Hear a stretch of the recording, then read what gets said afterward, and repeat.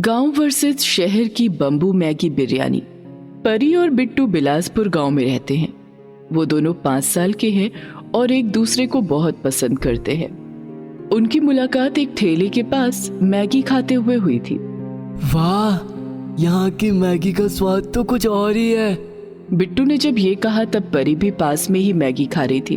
परी ने ये सुन लिया और कहा, हाँ, इस ठेले वाले चाचा के हाथों में तो जादू है। ए चाचा, क्या डालते हो मैगी में जो इतना टेस्टी बनता है? मेरा सीक्रेट मसाला है, वही डालता हूँ। तुम अगर सीखना चाहते हो तो चले आना मेरे घर पे। परी ने बिट्टू से कहा, तुम चलोगे मेरे साथ? क्योंकि मेरे पापा मुझे अकेले जाने नहीं देंगे।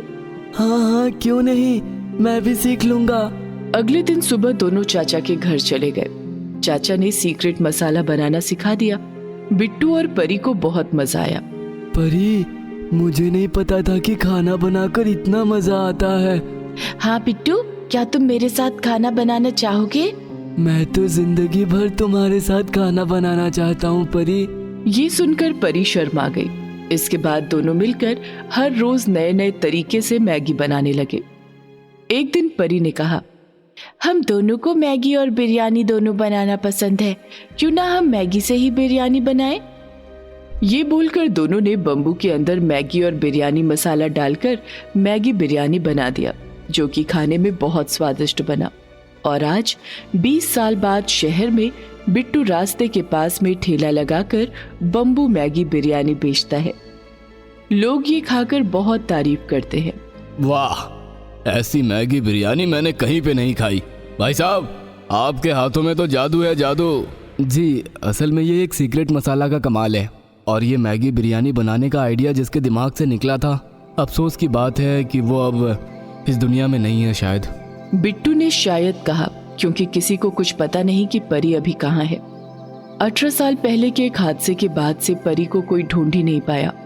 बिट्टू अभी भी उस हादसे के लिए खुद को दोषी ठहराता है। काश मैंने उस दिन उससे झगड़ा ना किया होता तो शायद आज हम दोनों मिलकर एक साथ मैगी बिरयानी बना रहे होते। ये सोचकर बिट्टू हर रात को रोता है। असल में हुआ ये था कि 7 साल की उम्र में ही वो दोनों बम्बू मैगी बिरयानी बनाने में एक्सपर्ट बन गए थे। एक दिन पास के गांव में एक खाना बनाने का कंपटीशन होने वाला था और उसमें बिट्टू और परी भाग लेने वाले थे। लेकिन उसके पहले ही बिट्टू के साथ परी का झगड़ा हो गया। बिट्टू ने परी के साथ भाग लेने से मना कर दिया और घर पर बैठ गया। ठीक है, मैं खुद ही जाऊंगी भाग लेने। परी खुद भाग लेने चली गई, लेकिन उसे पता नहीं था कि उसके गैस सिलेंडर में लीक था। परी ने जैसे ही गैस जलाने की कोशिश की, वैसे ही वहां एक धमाका हो गया और चारों तरफ आग लग गई। आग आग आग लगी है, भागो भागो। सभी इधर उधर भागने लगे, लेकिन परी का कोई नामो निशान नहीं मिला। इसके बाद बिट्टू ने भी परी को ढूंढने की कोशिश की, लेकिन कोई फायदा नहीं हुआ। सभी ने सोचा कि इस धमाके में परी का देहांत हो गया है। बिट्टू ने भी वैसा ही सोचा और हर दिन उसी के गम में बिताने लगा। लेकिन किसी को नहीं पता था कि परी असल में जिंदा है।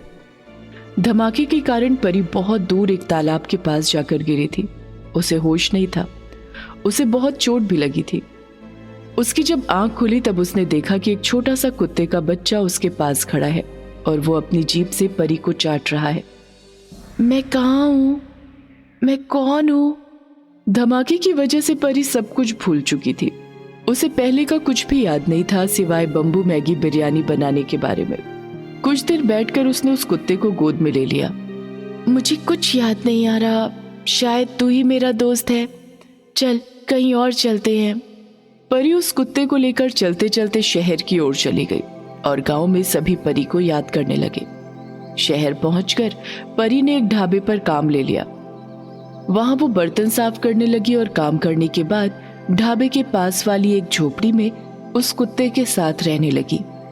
भालू, देखना, एक दिन मेरा खुद का एक ढाबा होगा जहां मैं खाना बनाऊंगी। इसी तरह दिन बीतने लगे। उधर गांव में बिट्टू भी बड़ा होने लगा। इस तरह कई साल बीत गए और दोनों जवान हो गए। बिट्टू काम की तलाश में शहर चला आया, लेकिन उसे कहीं पर भी काम नहीं मिला। इसीलिए उसने कुछ पैसे उधार लेकर रास्ते के पास एक ठेला खोल लिया जहां वो बम्बू मैगी बिरयानी बनाकर बेचने लगा और कुछ ही दिनों में उसका ठेला फेमस हो गया। ऐसे ही दिन बीत रहे थे। बिट्टू हर रात को परी के बारे में ही सोचकर सोने जाता और उस तरफ परी ने भी ढाबे का काम छोड़कर एक खाने का ठेला बनाने के बारे में सोचा। क्यों ना मैं अब खुद का कुछ शुरू करूं, लेकिन बनाऊं क्या? क्यों ना मैं बम्बू मैगी बिरयानी बेचूं? पता नहीं क्यों मुझे इसकी रेसिपी बहुत अच्छी तरह से याद है, लेकिन कब सीखा, कहां से सीखा, ये सब कुछ याद नहीं है। परी ने भी अपना ठेला खोल लिया। वहां उसका कुत्ता भालू उसकी मदद करने लगा। जो आदमी बिट्टू के ठेले से हर रोज मैगी बिरयानी खाता है, वो एक दिन परी के ठेले के पास से गुजर रहा था और उसे बम्बू मैगी बिरयानी की खुशबू आई। अरे, ये खुशबू तो बहुत जानी पहचानी है। उस आदमी ने परी से एक बम्बू मैगी बिरयानी लेकर टेस्ट किया और वो बिल्कुल चौंक गया। अरे, ये क्या? ये तो सेम टू सेम उस बंदे की तरह बम्बू मैगी बिरयानी बनाती है। ये कैसे हो सकता है? दीदी, आप किसी लड़के को जानती हो क्या? वो भी आपकी तरह ही बम्बू मैगी बिरयानी बनाता है। नहीं, मैं तो किसी को नहीं जानती। पहले ही दिन परी की बहुत ज्यादा मैगी बिरयानी बिक गई, लेकिन सभी ने किसी लड़के के बारे में कहा। ये बात परी के दिमाग में बैठ गई। आखिर ये लड़का कौन है? जो भी हो, मुझे क्या, मुझे अपनी मैगी बिरयानी बेचकर पैसे कमाना है। अगले ही दिन एक लड़का परी के पास आया और अपना नाम राहुल बताया।